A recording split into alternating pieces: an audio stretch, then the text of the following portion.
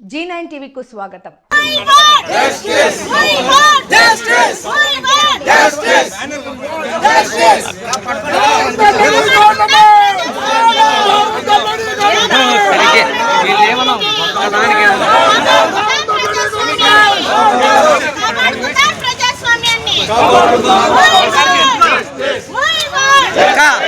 ఒక్క ఫ్రేమ్ లేమన్నా కరెక్ట్గా ఉంటున్నారా?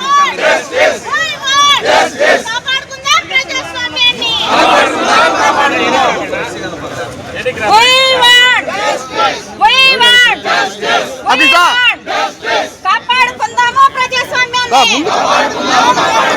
కాపాడుకుందాము ప్రజాస్వామ్యాన్ని, కాపాడుకుందాము ప్రజలు, రక్షించుకుందాము ప్రజానికాన్ని. జై జగన్, జై జగన్, జగన్మోహన్ రెడ్డి గారి నాయకత్వం, జగన్మోహన్ రెడ్డి గారి నాయకత్వం.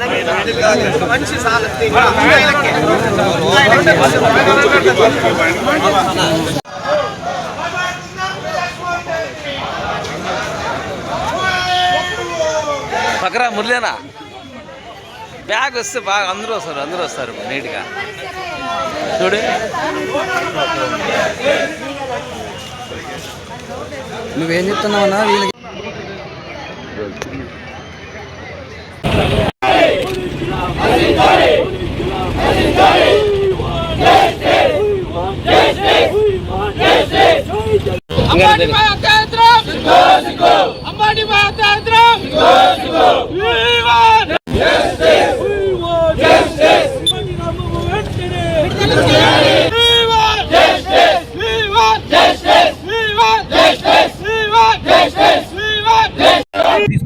ఈ 18 నెలల కాలంలో ఈ కూటమి ప్రభుత్వం వచ్చిన తర్వాత ఈరోజు అంబేద్కర్ రాజ్యాంగం కాకుండా ఆటవిక రాజ్యాంగం నడుస్తూ ఉంది.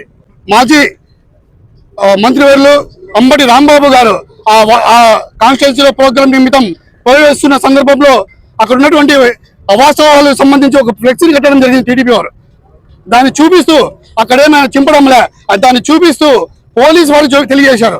ఇది ఎవరైతే ఫ్లెక్సీ కట్టారో వెంటనే తీపించాలి, లేని పక్షంలో మేము ఒక టైం ఇచ్చి ఆ టైంలో మేమే చింపేయబడుతుంది అని చెప్పి మరి కూడా ఆ కార్యక్రమాన్ని ముగించుకొని వచ్చే సందర్భంలో అక్కడ ఉన్నటువంటి టీడీపీ వాళ్ళు ఎవరైతే ఉన్నారో మనందరం కూడా చూస్తున్నాం.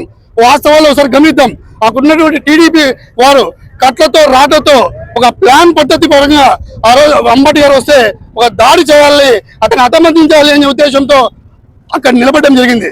అక్కడికి వచ్చినటువంటి రాంబాబు గారు ఆ ఫ్లెక్సీ కాడికి కూడా రావడంలో ఇంకా అతను కూడా అక్కడ ఉన్నటువంటి ఎవరైతే పోలీసులు ఉన్నారో అతన్ని రక్షణ కల్పించకపోగా టీడీపీ వాళ్ళు సపోర్ట్ చేస్తూ ఆడ ముక్కుముడిగా టీడీపీ వారి కట్లతో ఆయన పైన దాడి చేస్తుంటే ఆ దాడిలో సందర్భంగా ఆయన కూడా ఆయనేమి గాంధీ వారసుడు ఏం కాదు.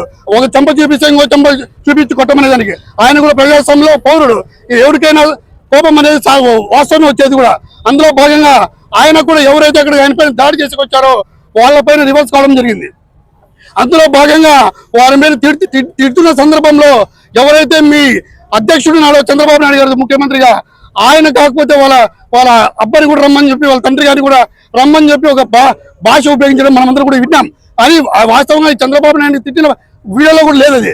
కానీ ఏదైతే అతను మాట్లాడాడో అది కరెక్ట్ కాదు అని చెప్పి ఆయన కూడా స్పందించి దాన్ని కూడా ఖండించి నేను ముఖ్యమంత్రి చంద్రబాబు నాయుడు మాట్లాడలేదు, ఎవరైతే నా పైన దాడి ప్రయత్నించారో వారినే మాట్లాడాను, ఎక్కడా కూడా నేను ముఖ్యమంత్రి చంద్రబాబు నాయుడు పైన మాట్లాడలే అని చెప్పిన తర్వాత ఎవరైతే టీడీపీ గుండాలు ఉన్నారో వారందరూ కూడా అక్కడ ఒక ఎమ్మెల్యే స్థాయిలో ఉండి కూడా వారందరినీ ప్రలోభపెట్టి వాళ్ళందరూ కూడా తీసుకుపోయి ఎవరైతే అంబటి రాంబాబు గారు ఉన్నారో వాళ్ళు హతమందించాలా.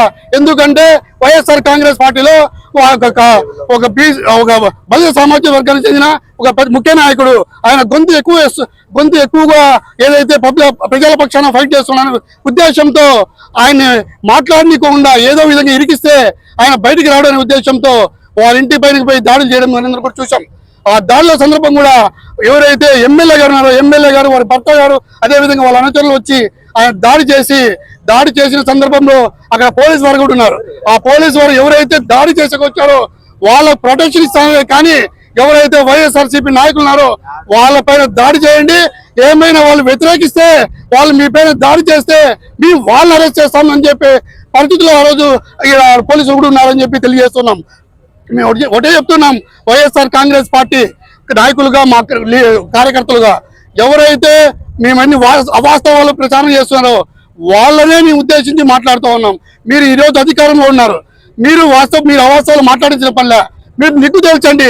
మీ ప్రభుత్వం ఉంది కదా, అధికారులు కూడా మీ చేతుల్లో ఉన్నారు కదా, సిట్టు కూడా మీరు ఏర్పాటు చేసింది కదా.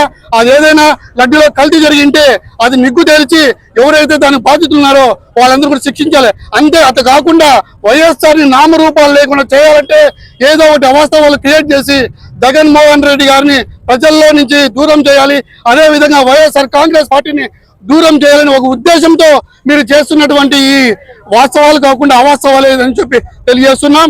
మీరు ఇలాంటి కార్యక్రమాలు ఏవి చేసినా కూడా మేము ఉపేక్షించే పరిస్థితి ఉండదు. ప్రజల పక్షాన పోరాటం చేస్తాం, ప్రజలకు వాస్తవాలు తెలియజేస్తాం.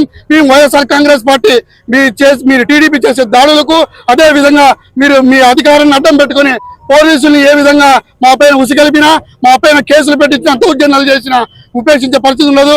అంబటి రాంబాబు గారిని ఏదైతే అరెస్ట్ చేశారో వెంటనే విడుదల చేయాలని చెప్పి వైఎస్ఆర్ కాంగ్రెస్ పార్టీ మా అధ్యక్షులు, యువజన విభాగం అధ్యక్షులు జక్కంపూడి రాజా గారు, అదేవిధంగా అనంతపురం జిల్లా అధ్యక్షులు అనంత వెంకటరామరెడ్డి గారి ఆధ్వర్యంలో ఈరోజు నిరసన కార్యక్రమం చేశాం.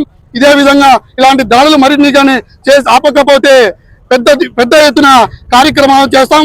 వైఎస్ఆర్ కాంగ్రెస్ పార్టీ ప్రజల పక్షాన ఉద్యమిస్తామని చెప్పి తెలియజేస్తా ఉన్నాం. అధికారంలోకి వచ్చిన తర్వాత రాష్ట్రంలో అరాచక పాలన జరుగుతోంది అన్న నడానికి నిదర్శనము నిన్నటి రోజున వైఎస్ఆర్ కాంగ్రెస్ పార్టీ సీనియర్ నాయకులు మాజీ మంత్రివర్యులు అయినటువంటి అంబటి రాంబాబు గారి పైన ఏకధాటిగా అంటే 6-7 గంటల పాటు కూడా అతని పైన, అలాగే వాళ్ళ ఇంటి పైన, వాళ్ళ కుటుంబ సభ్యుల పైన దాడి చేయడం అనేది మేము వైఎస్ఆర్ కాంగ్రెస్ పార్టీ యువజన విభాగం ఆధ్వర్యంలో కూడా మేము ఖండిస్తా ఉన్నాము. ఎందుకంటే రాష్ట్రంలో అంబేద్కర్ రచించినటువంటి రాజ్యాంగ స్ఫూర్తిగా పరిపాలన చేయాల్సినటువంటి కూటమి నాయకులు ఈ రోజు రెడ్ బుక్ రాజ్యాంగం తోటి ప్రజలను భయభ్రాంతులకు గురి చేస్తూ వైఎస్ఆర్ కాంగ్రెస్ పార్టీ నాయకులను బెదిరింపు ధోరణికి అంబటి రాంబాబు గారిని హత్యాయత్నం చేస్తారు. ఈ ధోరణిని వెంటనే మీరు మానుకోవాలని తెలియజేస్తా ఉన్నాం. ఎందుకంటే అంబటి రాంబాబు గారు మాట్లాడిన తర్వాత వారు మళ్ళా కూడా క్షమాపణ చెప్పారు. ఎందుకంటే తిరుమల తిరుపతి లడ్డూ విషయంలో అత్యున్నత న్యాయస్థానం ఏర్పాటు చేసినటువంటి సిట్టు ఏ విధమైన లడ్డూలో ఎటువంటి కల్తీ జరగలేదు అని నిర్ణయం వచ్చిన తర్వాత మీరు కట్టినటువంటి ఫ్లెక్సీలను చించి వేసిన తర్వాత మరీ కూడా క్షమాపణ చెప్పారు. అప్పటికైనా మీరు దాన్ని మానుకోకుండా అతని పైన కంటిన్యూగా దాడి చేయడం అనేది మేమందరం కూడా ఖండిస్తా ఉన్నాము.